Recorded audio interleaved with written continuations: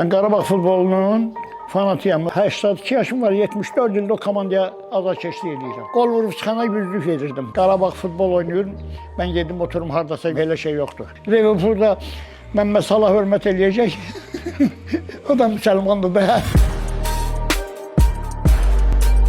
Mən Usta Sərdar, 82 yaşım var. Ağdamda böyümüşəm. Komandanın nə adı yoxudur, nə heç bir şey yoxudur. İmarətdə futbol var və salam. Komanda qəşəng formalaşdı. Can bir qəlibdə oldum komandanın xəstəsi. Deyib, bax, burada oturmuşam. Bu da dostlarımdır. 2 maşınım vardı, bir qaz 24'üm vardı, bir 21'im. Harada görürdülər, deyirlər ki, bugün Ağdamın oyunu var. Deyə Ağdamlılar gəlibdi. Gedirdik, 5 nəfər, 6 nəfər doluşub gedirdik baxmağa. Müşfiq Qarabağın indiki ikinci məşqçisi.